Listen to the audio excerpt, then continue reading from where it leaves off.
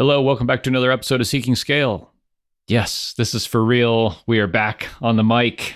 I'm Craig Hewitt with Andy Baldacci. Andy, it has been a long time since we've talked, man. Yeah, well, you and I. For the podcast. Yeah. It's like welcome back, I almost feel like is underselling it because it's like it's been so long. But yeah, I am happy to kind of restart some of these conversations. But like we were saying before, I mean, I think for me, we were at a spot where I had a newborn and it was like entering the busy season with SaberSim, and it just got to be a lot. And I feel like mentally I'm at like a better place now, and it's easier to have these conversations, I think, without just like feeling like it's another obligation on the list and it's something that I don't want to have to like, oh shit, I got to set aside the time for this. It's like I want to enjoy doing it, and I just wasn't at a spot with everything going on where I really could do that. And I feel like now it's back. It's not going to be a weekly thing. We're not going to set a cadence to it. It'll just be sort of seeing if there are things we want to talk about, and if not. I think the plan is, there's no plan except for when something pops up on Twitter that makes one of us irate. And we say, we can't, what was your comment? I can't keep working before I talk about this. So we need to do a podcast episode. Yeah. Now that you brought it up, it's like, I just got to get into it. But let's give some updates on kind of what's new with us, and I'll hold you back and let you stew on it a little bit. But no, I mean, just to put a point on it, I think the show is obviously not dead, but I think it's a good lesson for everyone. Is like you can have a podcast that is not out every week or every other week, and it is just kind of whenever, because it's cool and hopefully valuable for, I think, Andy and I to kind of share what's going on with us, and we'll do that when we want, I guess, is the selfish way to look at it. Yeah. But I hope that's cool with everybody. And like, I'm thrilled to be able to chat again and kind of share updates on kind of where we are and what's going on in our world. Yeah. So how's everything going in your world? Yeah, man, really good. I think the two big things for me are, we had our team retreat. We went to Athens, not Georgia, Greece, for a week. About half of us went for a week. The rest went for about 4 or 5 days. We went to Athens because WordCamp Europe is there. So WordCamp's the big kind of conference in the WordPress space. And we had been to it 4 years ago before the pandemic. This is a really good place for us to go to kind of participate and show our face. We participated in Contributor Day. So a cool way to kind of give back to the WordPress community. And all 9 team members were able to make the retreat. So we did kind of 2 full days before WordCamp, and everybody made it. And it was amazing. It was just super amazing. I wrote a blog post on my site about kind of how I felt about it and what we did and everything. So like, if folks want to really get into like the meat of it, you can go check it out. But that was amazing. That was the first week of June, and like really had, like several days leading up to it and several days afterwards, just like decompressing and trying to figure out reality again. But it was awesome, man. We got a ton of shit done. Ballpark, what did it cost? Yeah, it cost about $25,000. Okay. Which, it's a little less than I was thinking, but it's still a lot. And it's like, that's kind of we've been thinking about doing it, and it was much easier when we were smaller. Not that we're big now, but I think we were 16 full-time. But when it was like 4, 5, 6 of us, whenever there would be a big DFS event, whether it was like the baseball or football or basketball championships, it would be easier to kind of get at least some of them together. And then like over the year, everyone would have met at different times, not all at once. And that was sort of like good enough. But now I definitely am thinking more about it, but it's also hard where I have a 1-year-old at home, and a lot of our team have young kids too. So it's just like navigating all of that, but it's something on the radar. And then the cost is definitely a thought as well, but totally worth it. It sounds like. Yeah. I mean, totally worth it, both in like things we actually did and just kind of setting setting ourselves up for success. A bunch of strategic planning and OKRs and talking about the product roadmap and all those things that like, I mean, frankly, just like would have taken weeks to get done, and we did them in 2 days. So from a perspective, like just a really efficient use of time. But yeah, I mean, the price is definitely not nothing, and feel good that we're able to swing it financially. So definitely fun, definitely kind of a big deal, but super glad we did it. Awesome. Yeah, on our end, it's really, we're recording this. Oh, I'm assuming it's going to go up pretty soon. But yeah, mid-July, and it's gearing up for football. We've been doing a redesign of the app. It's more of like a refactor where it's just taking all the learnings we've had and trying to streamline the workflow a bit. And as part of that, we are releasing a big feature that will be on a new tier that's going to be more than twice our highest cost plan right now. So that actually is going to go out into beta today as we're recording. Releasing so on a excited Friday. About that. Yeah. Pretty ballsy. Yeah. I mean, it's beta. It's a closed beta. If it doesn't work for people, they can just go to the normal one. We don't push to the main production app, obviously on a Friday. We've learned that. But with this, we just want to get it out there as soon as we can. But yeah, it's just been getting better at delegating.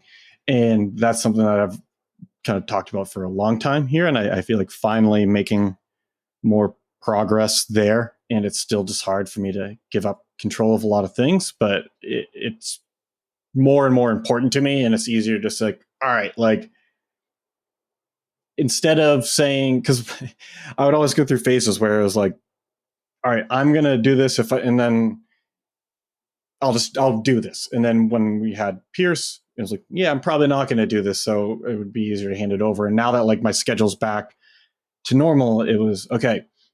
If I don't do this by this date, just get something out there. And now it's more like, you mean like if someone's submitting work to you for you to review or something, say like, I'm not going to be the blocker. If I want to be involved, I'll let you know. Otherwise, proceed. It was more like, I was like, okay, for the core sort of like pitch videos and like not the content that goes out. It's more like the evergreen, more conversion oriented content. It was like, I want to write this and then record it. And then it would be that stuff I'm just good at, but really slow. And then it just wouldn't get done. I'd always procrastinate on it, and then we wouldn't make progress. And so I finally had to be like, okay, like, go for it. I'll give some feedback. And I was still kind of a bottleneck, but that got better. And now I'm just like, okay, you're going to go for it. If I don't give you feedback by the next day, just release it. Like, that's fine. Just update the site with it. And it shouldn't be this hard, but for me it is. But I feel like I'm getting there. And I think that people that I'm working closest with like appreciate that. Like, I am giving them more autonomy for sure. And sometimes it's just hard to even realize when I think a lot of people who listen can relate. It's like when in the early days, it's like you are doing everything. And there are certain things in the business that like we all just have been doing for years that I don't even think about. And it's like, oh, wait, yeah, no, like someone else can do this. I don't need to be doing this, or I might not even be the best one to do this, but you just don't think about it until it was like working with a designer, and it's like, I don't need to be coordinating this. And not only that, but like, I shouldn't be. Like, I'm putting myself in here as a middleman when we have a head of product who is working with a front end team and everything else. Like, I will give Scott my feedback and like, I want to shape the direction, but once I'm confident we're on the same page, like, no, I just need to get out of that process. And so making progress there, feeling pretty good. And I think that for me, at least, the rest of this year is going to be taking this further so that I can step outside of the day-to-day and just get better systems in place and just really let everyone do what they do best. Yeah. If I hear what you're saying, it sounds like two like amazing things, right? Is like setting the vision and communicating that to Scott for product or kind of whoever. And then like, I think the challenge sometimes for me, at least with that, is like, okay, if you've created the vision, communicated it to someone else, and they're able to go run with it, what's the feedback loop back to you of like, okay, we did the thing, here are the metrics, or here's how it went, or blah blah blah blah blah. Like, are you at that point where you're out of the loop until some other point in the future? It depends on what it is. And it's like with design, what was the working genius or the thing you told me about? Yeah. Is that what it's called? Yeah. Yeah. So I did that, and then Jordan, who's our head of education, basically like kind of the lead marketer under me, and then Madison, who's my executive assistant. Like we all did it, and it was just like kind of interesting to better understand how people think in it. And it's I can't even remember the exact scores, but what I realized is like I think taste was like very high for me, and I do feel like I have a good eye for design, not just from like a stylistic standpoint, but from UX standpoint. And that attention to detail, I think, is valuable. But I'm not a designer. I shouldn't be doing the wireframes. I shouldn't be doing all of this other stuff. It's like I'll give some feedback and help shape it. And I do want to be part of that polishing part, even if it's not necessary. It's just still like that's what I'm going to do. But it was just kind of realizing like, okay, this is the part that is most important to me, not all these other things. I was just kind of creating this monolithic project when it's like, no, just a few parts along the way should I kind of interject in. And I think one of the other things that's been helpful to an extent is just getting a better idea of the times to just like not give a shit about like the way things should be done or whatever else, because it's easy to, if you listen to a lot of people who've built bigger businesses or own multiple businesses, whatever else, it's like you've got to remove yourself entirely. And if that is the goal, is to just be completely checked out, then yeah, obviously you can't be doing things day to day. But at the scale we are, and knowing we are in a niche business, we are looking to expand that, but still like there is a ceiling. It doesn't make sense to try to like hire for things that I do well and that I enjoy doing. It's making sure that I truly am spending my time on those things and not more than that. But like, no, I'm going to be involved strategically on the marketing side. Like that's going to be my role. I don't need to hire someone to do that. And just being okay with that has helped a lot. I've just been like, yeah, like this is still my job. I'm not trying to just be an absentee owner. I think as I reflect on kind of the last 18 months for us, I tried to remove myself from the day to day too much. And like that's what arguably like wasn't adding value at a point. I remember, I think you and I saying, or maybe me and Dave, I said like, I don't have a job anymore. And like, I went through a pretty big like existential crisis with like, what am I doing? How am I adding value? And I think like, we're 9 people now. We were more at the time, and I was lying to myself, right? Like that ain't a big enough company for me to not have a job still. Like, and we didn't have enough revenue to sustain that, obviously, and everything. So like, yeah, I think I prematurely optimized for that, is what I would say. And sounds like you're not, which is great. Well, I was definitely like on the same path. And I don't think I got there because I was involved in so many things by just like micromanaging for so long. But it was sort of in the back of my mind of trying to get to the spot where I didn't have the day-to-day job. And I didn't get there, but it honestly just created a ton of stress of just like feeling bad about spending time on these different things when it's just like, fuck that. Like, no, like I'm going to do these things. And it's like, I do need to continue handing things off, and especially empowering the team and giving them more autonomy in the areas that really are in their domain. But that doesn't mean like I'm checking out. I can't hold back much longer on the Twitter stuff. Let's do it, man. So the thread was something to the akin of 1 $5 million a year business or 5 $1 million a year businesses. I think that would be better. I still would have my similar thoughts. But what it was $1 million a year SaaS or 5 $100K a year SaaS. So it was like 5 that didn't add up to the size of the big one. Okay. So yeah, Damon Chen. Okay. And so Yeah, that a single to me is app just with $1 million a insane. year, 5 apps, 100,000 ARR each. Yeah. It like it broke my brain when I was like, wait, am I reading this right? Because it just makes zero sense. And I think if it was at that scale, if it was 200K versus 1 million, I still would feel basically the same. The fact that it's like not even, they don't even add up to the same amount of revenue and absolutely would not add up to the same amount of profit. The 1 million would be more likely to have more profit than the smaller ones. Just like it just made no sense. And I think a SaaS, like fundamentally, a SaaS doing 100K a year is barely a business. And this isn't meant to be like a knock. Like we were at that point, but it's barely a business in terms of like the enduring quality of it. It's super risky. And I just remember the stress that comes along with that, because truly a few things going wrong could tank the business, and you don't have money to hire anyone to help. So it's all on you. And I think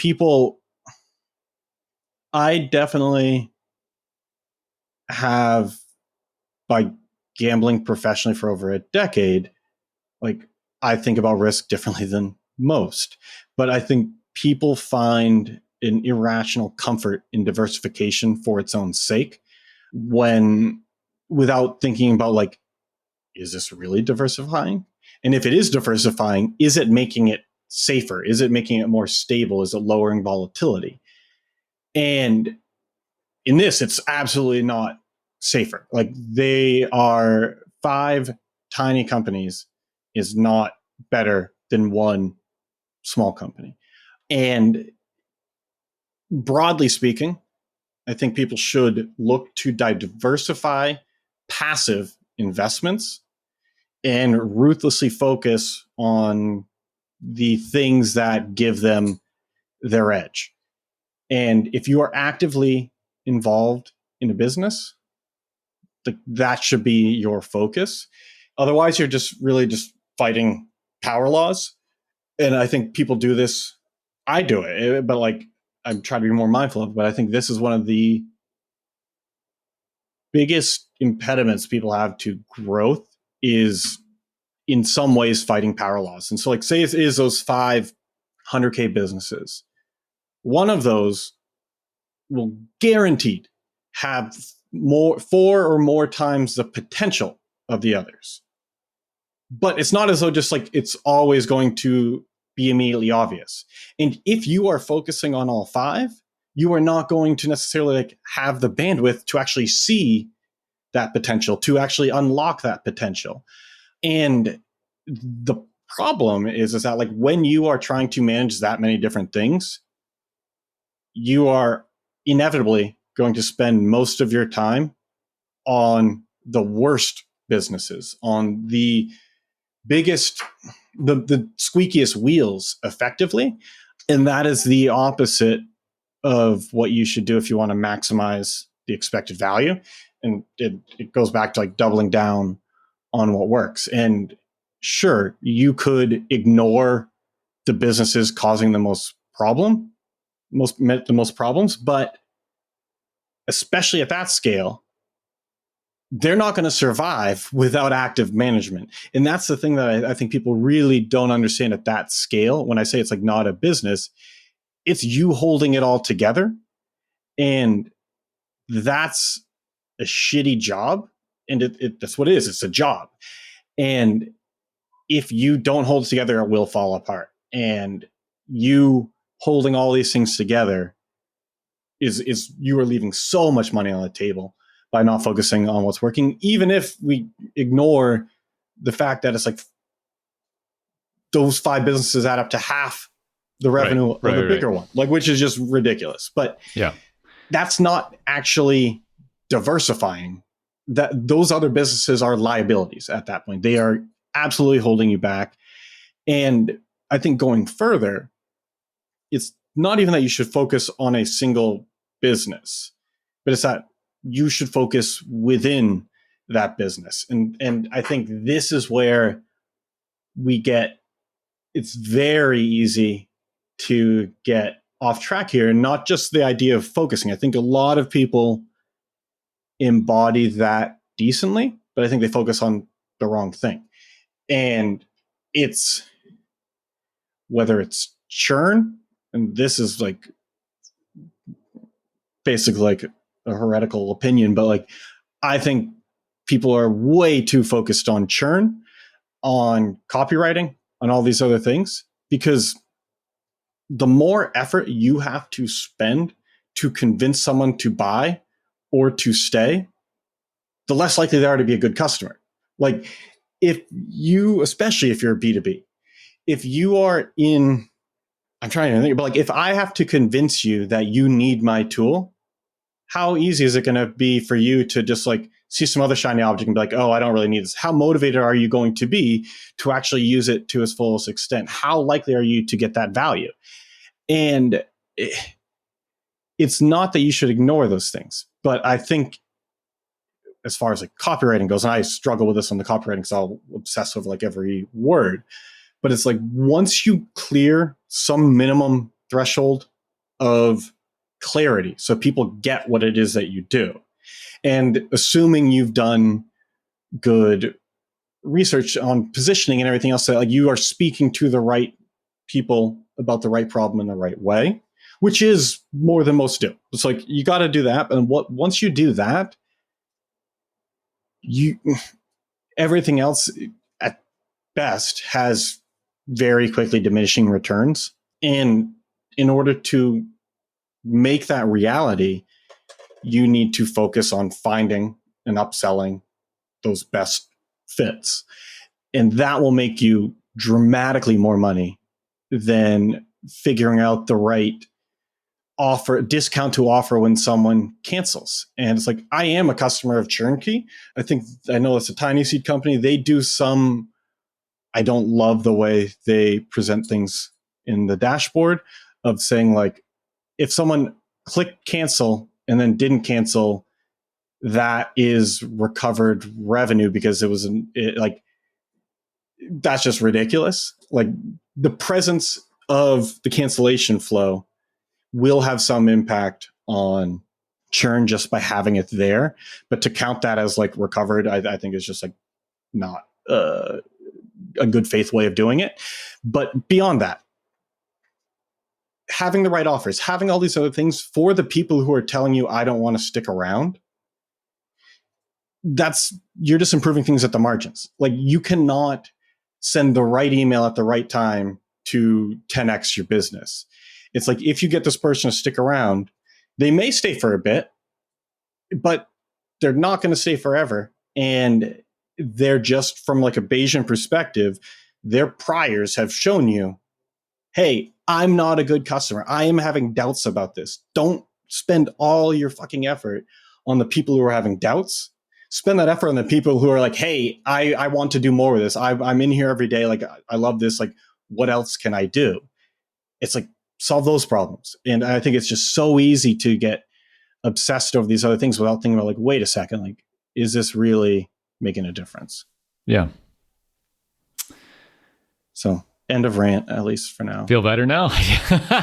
No, I mean, I agree. I agree kind of across the board, right? I mean, I think, yeah, like the thing about diversification is I think it makes every one of those worse than if you focus on one, right? And like, I think Warren Buffett is a good example of this, right? He invests in handfuls of companies with an enormous amount of money and an enormous opportunity to invest in a bunch of different places.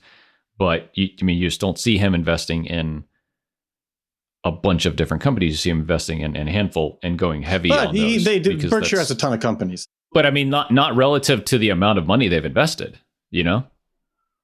No, but I think I would consider them to be a diversified conglomerate. But where I think the Buffett stuff comes in is that he is not actively managing those businesses. Fair. Yeah. And if you are and that's kind of goes back to where it's like diversifying the passive investments. Like he is buying businesses that operate autonomously, that have a leadership team that's going to stay on through this, and just letting them run. Fair. Yeah. And when you do that, it's like if you want to have a hold co and treat it truly as a holding company, that's really the only way to make it work. Because like you're saying, like if you have to have any operational involvement, you're going to be doing all of those businesses a disservice. And so it's like, if you want to diversify, it's got to be passive. And for him, like where he focuses ruthlessly is really identifying the right businesses to buy and how much to pay for them. And like he doesn't try to diversify that. He doesn't try to bring in a bunch of people and outsource that and just complete checkout. It's like, no, like that's his value add. And so he holds on to that and then knows, okay, like we can't buy all these companies and still have tightly centrally controlled operations. And that's where like so many acquisitions and why like most conglomerates, if you look at like, I mean, if you look at like GE and others, like there's a lot of reasons they failed, but like that central control doesn't work when you have a wide set of things that you are controlling. Yeah.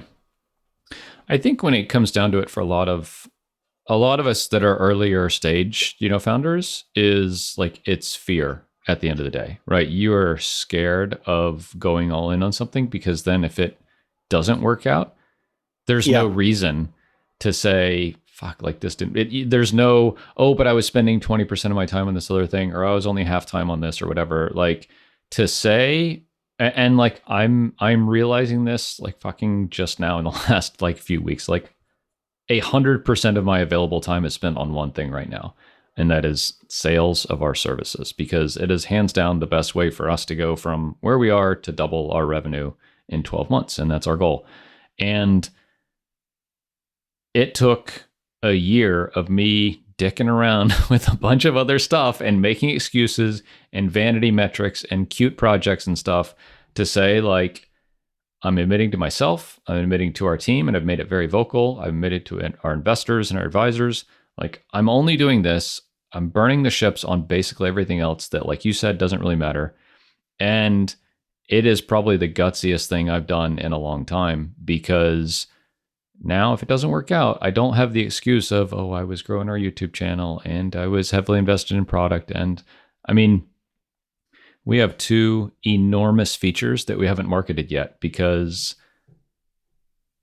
like, well, we got to market them, and I know, but like, it's just not the top priority for me right now, and I feel pretty good about that, because I know that the absolute opportunity for me is in this thing I'm focusing on, which is sales, and I think that that's probably the psychology behind the indie hackers who say, I'm going to have a bunch of different businesses all doing 5,000 a month or whatever, is you're scared to really go all in on something, because if it doesn't work out, you'll think you're a failure. Yeah, I think that's a really astute point. And I can take that for granted for sure. And it's sort of like it's tough because to succeed at gambling, you have to have a lot of self-confidence, because you are effectively someone who's offering you a bet, which puts you basically have like negative selection. It depends on what it is, but like someone's offering you this bet, they think their side is right. And so you are saying, no, I know more than you. I'm right. And that takes a lot of confidence. And I don't naturally have that. It's like I hate being wrong. I don't want to look stupid. And so that is where a lot of my like micromanagement and perfectionism comes from. Cause it's like, if I'm going to make this bet, whether it's a literal bet or whatever else, it's like, I need to make sure it's perfect. So like it has the smallest likelihood of failing as possible. And that's purely emotional. And I have to that's where it's been hard to delegate, is it's like, well, like I can see flaws. I can see things that like objectively, okay, if we do it this way, like it will be better. But it's not taking my own advice, being like, but does that really matter? Like, and sometimes it does, most times it doesn't. And I just have to get more comfortable with the just giving up that control and really like putting myself out there, meaning like having the opportunity to be wrong. And it's like why I think endlessly about a lot of stuff, because it's like, okay, if I write this out and keep thinking through it for hours and hours and hours and hours and weeks, a lot of times I'm like, okay, like, no, this is just like logically correct. And there might be some things I'm missing, but like I feel confident enough that like I've worked it through that, like, okay, we can do that. But I don't go with my gut. And I think that does hold me back. But it's everyone, I'm sure everyone at some level has that fear. And I think it's just, it, it tilts me so much like seeing that example on Twitter, because it's so like, it's like mind-bogglingly obvious how much that fear is actually costing. And I think that's the biggest thing that people need to realize. And this is me as well, is like, what is that, the way you think you're diversifying, the way you think you're minimizing risk, but actually you're just kind of pussyfooting around and not like taking a chance. Like, how much is that costing you? And I think I've done a pretty good job of it, but there's still a lot like in the weeds where that's where I still have all those anxieties and all those fears about this. Like, like, is this really the right thing to do? I think the point is almost back to like the first part that we talked about, is like there are degrees of optimization that you can and kind of need to achieve in your business. And it doesn't have to be that, like we're talking about, you're at 100% removed from the business, or that you're like perfectly tuned with, risk and fear and commitment to things. Like, I think we're saying maybe these 5 apps are really not optimized, and we're maybe a little further on, and there's probably more space for us to grow. But I don't think we need to feel bad about that. Like, being aware of it is important, but like you don't have to like chastise yourself over it, I don't think. No, and I'll just do the chastising for you. But yeah, it's no, but seriously though, it's like, I think that was a good point that you hit on. Is like, why do people? Because it's very easy for me. Like, this is, I truly still can't, like, it's such a crazy example that like it still does break my brain a bit. But like, it does come down to that fear, and then when I'm being honest about it, like, yeah, that fear does manifest to me in a lot of other ways.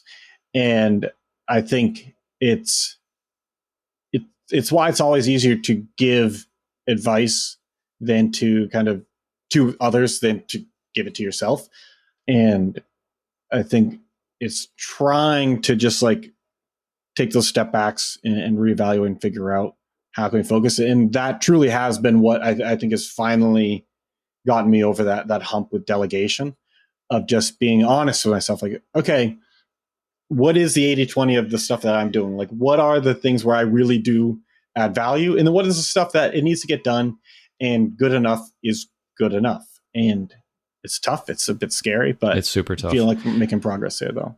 Yeah. And I'll just like maybe wrap this by saying, like, I think this is where a mastermind group or an advisor board or a coach is so valuable, because they are objective and dispassionate and can just see these things and give you at least perspective for you to make the right decision, if not like help you make the right decision. So I think that like being a founder can be super lonely, especially a solo founder. And if you don't have that support in some way to give you that second set of eyes or a different perspective, or someone that's a couple steps ahead of you, like, you got to get that, because otherwise, like, you could be this 46% of this poll that's wrong, or 43% of this poll that's wrong, and not even know that you're wrong.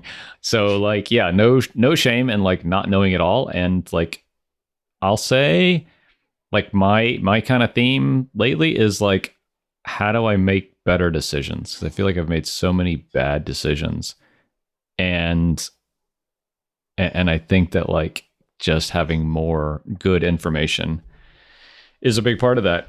And it's hard to do that when you're the only one gathering the data, I guess I'll say. And so like having other perspectives is really healthy, and like you can lean on your team to an extent, but at the end of the day, it's you as a founder who's making the decisions. And yeah, I mean, there's a tangent, I think, but just like that's a big thing. I think as far as like decision making goes, is what you see in so many things is like people trying to find rules of thumb and Mm. just like abstractions and tactics and things that like do this to get this result without understanding at all how it works and why it works or and when it may not. And on some level, we need to treat most things in our life with that. We don't have the time to kind of go to first principles on everything we do. But the more, I think that is, I have no idea how to like improve these qualities in someone, but it's, I think that is the best thing you can do to improve decision making is get to the root of it, because